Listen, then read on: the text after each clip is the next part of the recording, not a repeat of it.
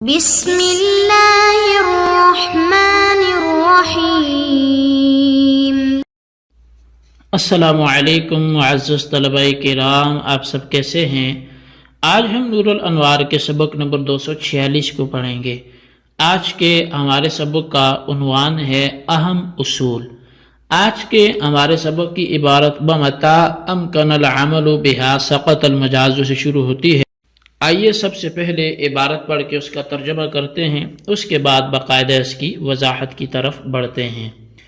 آج کے سبق میں در حقیقت ہم ایک اصول پڑھیں گے۔ آئیے عبارت کے ساتھ ہی اس اصول کو بھی سمجھتے ہیں، اور اس کی تکمیل انشاءاللہ آئندہ سبق میں ہوگی، تو دو اسباق میں ہم اس اصول کو بما اس کی وضاحت کے سمجھیں گے۔ مصنف علیہ رحمہ لکھتے ہیں وَمَتَا أَمْكَنَ الْعَمَلُ بِهَا سَقَطَ الْمَجَازُ، اور جب تک حقیقت پر عمل کرنا ممکن ہوگا تو اس وقت تک مجاز ساقط رہے گا۔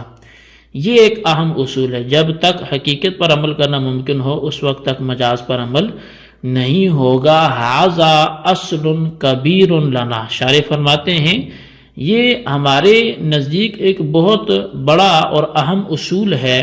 یتفرع علیہ کثیر من الاحکام، کہ جس پر بہت سے احکام متفرع ہوتے ہیں۔ ای ما دام امکن العمل بالمعنی الحقیقی، یعنی جب تک معنی حقیقی پر عمل کرنا ممکن ہوگا۔ سقط المعنی المجازی، تو معنی مجازی ساقط رہے گا۔ لأنه مستعار والمستعار لا يزاحم الأصل، اس لیے کہ یہ معنی مجازی جو ہوتا ہے وہ مستعار ہوتا ہے، یعنی عاریتاً کسی سے لیا ہوتا ہے، اور جو مستعار ہوتا ہے وہ اصل کے مزاحم نہیں ہو سکتا۔ جو عاریتاً چیز ہے وہ اصل سے ٹکر نہیں لے سکتی، اس کے مقابل نہیں ہو سکتی۔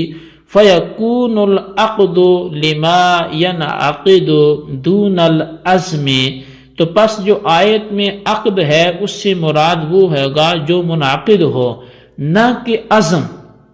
ای یکون العقد المذکور فی قولہ تعالی وَلَكِنْ يُؤَاخِذُكُمْ بِمَا عَقَّدْتُمُ الْأَيْمَانَ محمولا على ما ينعقد وهو المنعقدۃ فقط، یعنی کہ عقد جو کہ اللہ تبارک و تعالیٰ کے فرمان میں مذکور ہے کہ وَلَكِنْ يُؤَاخِذُكُمْ بِمَا عَقَّدْتُمُ الْأَيْمَانَ، کہتے ہیں اس آیت میں جو مذکور عقد ہے وہ اس پر محمول ہے جو منعقد ہو، اور وہ فقط یمین منعقدہ ہی ہے۔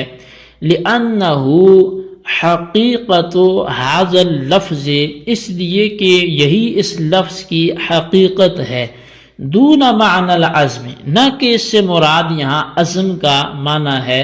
حتی یشمل الغموس والمنعقدۃ جمیعا، تاکہ وہ یمین غموس اور یمین منعقدہ اکٹھی ان سب کو شامل ہو جائے، ایسی مراد نہیں ہے۔ لأنہ مجاز والمجاز لا یزاحم الحقیقۃ، اس لیے کہ عزم یہ مجاز ہے، ایک مجازی معنی ہے عقد کا، اور مجاز جو ہے وہ حقیقت کے مزاحم نہیں ہو سکتا۔ وتحقیقہ، اور اس بات کی تحقیق اور تفصیل یہ ہے کہ ان الیمین ثلاث، اصل میں جو یمین ہے قسم ہے اس کی تین قسمیں ہیں، لغو وغموس ومنعقدۃ۔ پہلی قسم یمین لغو ہے، دوسری قسم یمین غموس ہے، اور تیسری قسم یمین منعقدہ ہے۔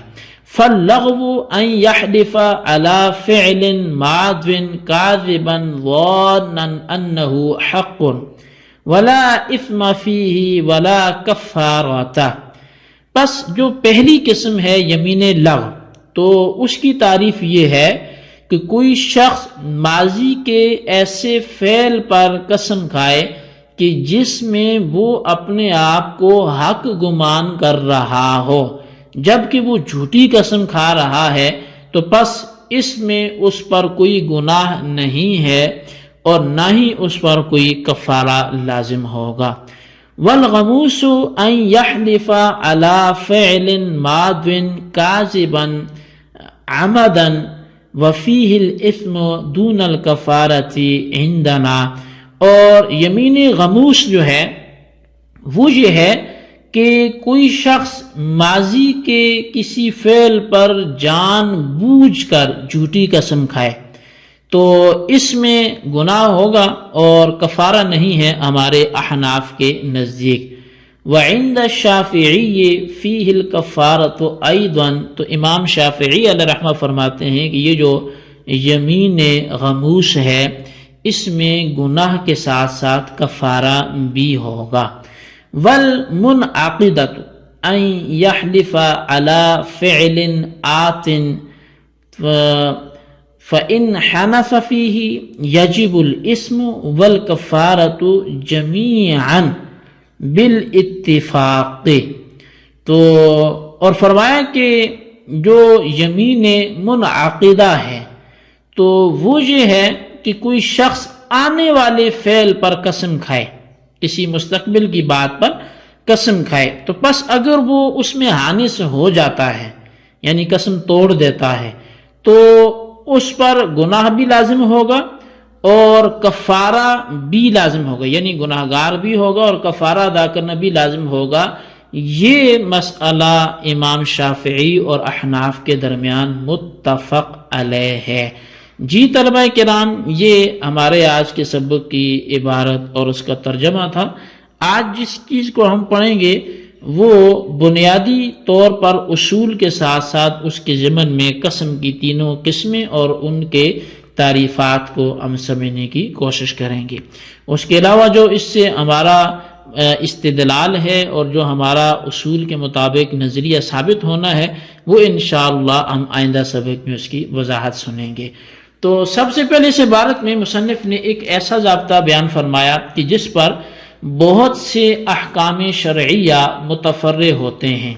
وہ ضابطہ یہ ہے کہ جب تک معنی حقیقی پر عمل کرنا ممکن ہوگا اس وقت تک مجازی معنی پر عمل نہیں کیا جائے گا. اور دلیل اس کی یہ ہے کہ معنی مجازی مستعار یعنی عاریتاً لیا ہوا ہوتا ہے، ادھار لیا ہوا ہوتا ہے، اور معنی حقیقی اصل ہوتا ہے. اور جو مستعار چیز ہوتی ہے نا وہ اصل سے ٹکرا نہیں سکتی، وہ اصل کے مزاحم نہیں آ سکتی، یعنی اصل کی موجودگی میں مستعار پر عمل نہیں کیا جاتا. اس کو یوں بھی کہا جا سکتا ہے کہ مجاز یہ خلیفہ ہوتا ہے، نائب ہوتا ہے، اور حقیقت یہ اصل ہے، اور خلیفہ اصل کے معارض اور مقابل اور مزاحم نہیں ہو سکتا. یعنی اصل کی موجودگی میں خلیفہ پر عمل نہیں کیا جاتا بلکہ اصل جب ہوتا ہے تو پھر اصل پر ہی عمل ہوتا ہے. اسی ضابطہ پر متفرق کرتے ہوئے ایک مسئلہ یہ بیان فرمایا گیا کہ اللہ تبارک و تعالیٰ کے قول وَلَٰكِن يُؤَاخِذُكُم بِمَا عَقَّدتُمُ الْأَيْمَانِ میں عقد کا لفظ یمین منعقدہ کے لیے حقیقت ہے، اور عزم یعنی دل سے کسی چیز کا پختہ ارادہ کر دینا اس مطلب کے لیے یہ مجاز ہے. یعنی یمین منعقدہ کے لیے تو حقیقت ہے لیکن عزم کے لیے پختہ ارادے کے لیے مجاز ہے.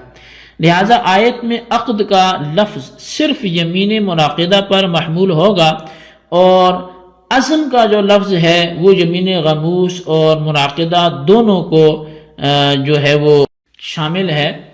وہ یہاں منعقدہ پر اس کو محمول نہیں کیا جائے گا، اس لیے کہ مجاز حقیقت کے مزاحم نہیں ہوتا. یعنی حقیقی معنی جو ہے وہ منعقدہ ہے اور مجازی معنی وہ عزم کا ہے، تو وہ پھر آ کر حقیقی معنی سے ٹکرا نہیں سکتا. اس کی تحقیق جو ہے وہ یہ ہے کہ یمین کی تین قسمیں، ایک یمین لغو ہے، دوسری یمین غموس ہے، اور تیسری یمین منعقدہ ہے. یمین لغو تو یہ ہے کہ کسی فعل ماضی کو حق سمجھ کر جھوٹی قسم کھائے، مثلا متکلم یہ سمجھ کر کہ شاید آ گیا ہے اور وہ یہ قسم کھائے کہ بخدا شاید آ گیا، حالانکہ واقع میں شاید نہیں آیا تھا. تو اس قسم کا حکم یہ ہے کہ آدمی اس قسم میں نہ گناہگار ہوتا ہے نہ اس پر کوئی کفارہ یمین واجب ہوتا ہے، کیونکہ اپنے گمان میں سچا تھا. اور یمین غموس یہ ہے کہ فعل ماضی پر قصداً جھوٹی قسم کھائے. مثلا ایک شخص کو معلوم ہے کہ شاید نہیں آیا مگر پھر بھی اس کے باوجود وہ قسم کھا کے کہتا ہے کہ بخدا شاید آ گیا.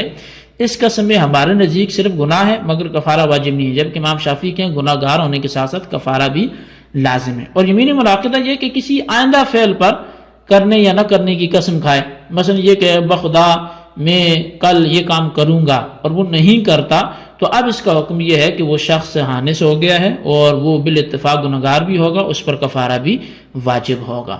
تو یہ 3 قسمیں تھی، آج کے لیے اتنا ہی کافی ہے، اور ہم اس مسئلے سے کیا ثابت کریں گے وہ انشاءاللہ ہم آئندہ سبق میں اس کو سنیں گے۔ جتنا ہو گیا اس کو اچھی طرح یاد کریں، خلاصہ رجسٹر پر لکھیں، بالخصوص ان سوالات کے جوابات میں۔ سوال نمبر 1 یہ ہے کہ احناف کے ہاں جو اصل کبیر ہے حقیقت و مجاز میں، اس کو اصول کو لکھیں، اور سوال نمبر 2 یہ ہے کہ یمین کی تینوں قسموں کی تعریفات لکھیں۔ اللہ تبارک و تعالیٰ سے دعا ہے جو کچھ ہم نے پڑھا سنا اسے یاد رکھنے کی توفیق نصیب فرمائے، آمین بجاہ النبی الامین صلی اللہ علیہ وسلم۔